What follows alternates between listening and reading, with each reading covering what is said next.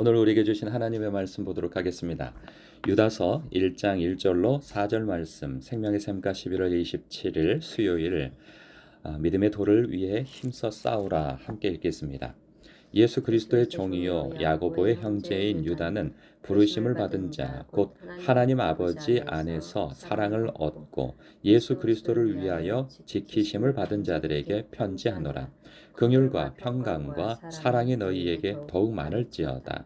사랑하는 자들아, 우리가 일반으로 받은 구원에 관하여 내가 너희에게 편지하려는 생각이 간절하던 차에 성도에게 단번에 주신 믿음의 도를 위하여 힘써 싸우라는 편지로 너희를 권하여야 할 필요를 느꼈노니 이는 가만히 들어온 사람 몇이 있음이라. 그들은 옛적부터 이 판결을 받기로 미리 기록된 자니 경건하지 아니하여 우리 하나님의 은혜를 도리어 방탕한 것으로 바꾸고 홀로 하나이신 주제 곧 우리 주 예수 그리스도를 부인하는 자니라. 아멘. 오늘 말씀은 유다서인데요. 유다가 썼다 하여서 유다서이죠. 자신을 소개하는 데 있어서 예수 그리스도의 종이요 야고보의 형제라 소개하고 있어요. 이는 누구인가? 우리가 야고보는 예수님의 12제자 중에 야고보도 있지만 이때는 야고보가 순교하고 난 이후이고 또 그 야고보에게 있어서 어떤 형제가 있다라는 사실, 유다 형제가 예수님의 제자 가운데에서는 언급되어진 바가 없기에 여기서 야고보는 예수님의 형제로서의 야고보인데 그 형제의 형제라 일컬을 때 이 유다 또한 예수님의 동생 유다로 보고 있습니다. 이 유다는 누구에게 편지를 썼느냐? 이 서신서가 길지 않은데 짧잖아요. 이 짧은 내용 속에 보면 이 구약 성경을 많이 언급하고 인용하는 것을 볼 때 유다인 가운데 그리스도인이 되어진 그 성도들을 향하여서 쓴 편지로 보고 있습니다. 근데 이 편지를 왜 썼는가 할 때 이 편지에 대한 그 이유, 쓴 이유에 대해서 이렇게 밝히고 있죠.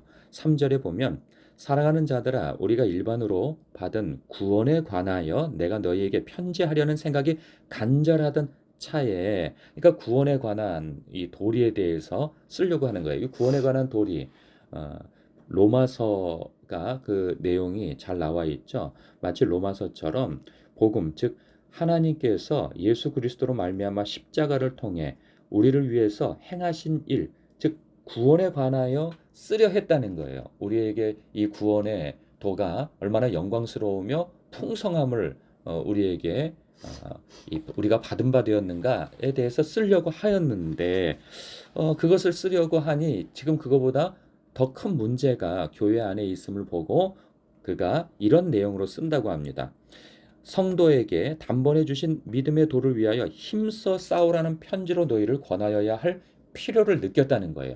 그러면 이 필요는 왜 느꼈는가? 그 이유를 이렇게 얘기하죠. 4절에 가만히 들어온 사람 몇이 있음이라. 가만히 교회에 들어온 사람 몇이 있는데 이 사람들이 이 교회를 분열시키고 분란을 일으키고 갈등을 야기시키고 하는 사람들이라는 거예요. 이 사람들은 전체적인 내용으로 볼 때 이단적 사상을 가지고 교회 안에 가만히 들어와서 성도들의 그 신앙을 잠자게 하고 혹은 그 믿음을 견고히 세우지 못하게 하며 또한 교회에 갈등을 일으켜서 성도들의 믿음을 빼앗아 가려고 하는 자들이라는 거예요. 이들의 특징을 오늘 본문에서 간결하게 소개하고 있어요. 이들은 옛적부터 이 판결을 받기로 미리 기록된 자인데 이 판결은 무엇이냐? 이제 다음 본문에서 이렇게 언급이 되어집니다. 즉 징계받고 심판받는 자들이라는 거예요. 그러니까 그들은 어떤 자들이냐? 믿는다고 하여서 하나님을 쫓은 사람도 있을 뿐만 아니라 하나님의 백성이 그 자리 잡고 있는 그 언저리에 주변에 살고 있는 사람들인데 그들이 결국은 하나님을 부인하고 믿음에 있어서 떨어져 나가며 그리고 하나님을 믿는 자들을 이 죄로서 유혹하고 대적하는 그러한 자들이라는 거예요. 그들이 어떻게 됐느냐? 그 운명이 징계받고 심판받았다는 것이죠. 마치 그렇게 징계받고 심판받는 것이 이미 판결을 받고 있는 자들이라는 거예요. 그럼 왜 이들은 이렇게 판결을 받고 있는 자들인가 볼 때 요 4절의 제일 마지막에 보면 곧 우리 주 예수 그리스도를 부인하는 자라는 거예요. 예수 그리스도가 나의 주 나의 하나님으로서 이 고백되어지고 그 고백되어진 대로 살지 않는 사람들이라는 거죠. 그러면 이 사람들은 교회 안에 가만히 들어올 때 예수 그리스도를 주로 고백하지 않는 사람이 가만히 들어올 수 있을까요? 그렇진 않아요. 이게 표면적으로는 예수 그리스도를 믿는 사람으로서 이 믿는 공동체, 믿음의 공동체에 들어왔다는 거예요. 그런데 그들의 삶을 가만히 들여다보니 그들의 삶이 어떠하다고 소개하고 있냐면 경건하지 않다는 거예요. 삶이. 그리고 하나님의 은혜를 도리어 방탕한 것으로 바꾸고 홀로 하나이신 주제, 곧 우리 주 예수 그리스도를 부인하는 자라는 거예요. 그러니까 입술로는 고백하나 그 신앙을 그 삶으로는 부인하는 자라는 거죠.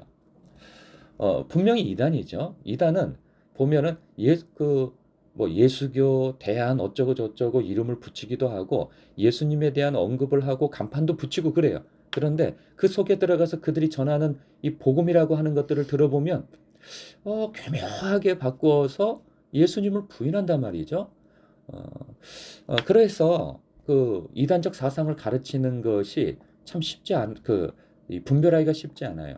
유튜브도 보면 요즘에 많은 가르침과 설교가 있는데 얼핏 들어보면 굉장히 지당한 말씀을 하고 구약 성경을 잘 풀어내는 듯 하지만 그것이 굉장히 율법적이고 뭔가 좀 이상한데 저 사람 이 떠오르는 목사인가 싶어서 가만히 들어보면 이 몇 편을 들어보면 나중에 저 사람 좀 아니다 싶으면 아니나 다를까 이 다른 교리를 가르치고 한단 말이에요. 그래서 보통 성도들이 분별하기가 쉽지 않은 경우도 많이 있습니다. 그래서 이 유튜브를 통해서 성경을 교육하는 어떤 프로그램이나 설교하는 어떤 프로그램을 볼 때 담임 목사님이나 교회 목사님을 통하여서 이런 가르침이 괜찮은 것인지 꼭 확인하고 물어볼 필요가 있다는 것을 여러분에게 전해드리고 싶습니다. 그리고 또 하나 우리는 이단에 빠지거나 이러한 일은 사실 우리 가운데에서는 그렇게 흔하지 않습니다. 근데 문제는 뭐냐면 우리가 정통 교리를 가지고 그 믿음의 도리를 따른다 하지만 입으로는 시인하나 그 삶으로는 부인할 수 있다는 거예요. 그러니까 정통 교리 안에서 정통 신앙을 하고 있지만 그 삶은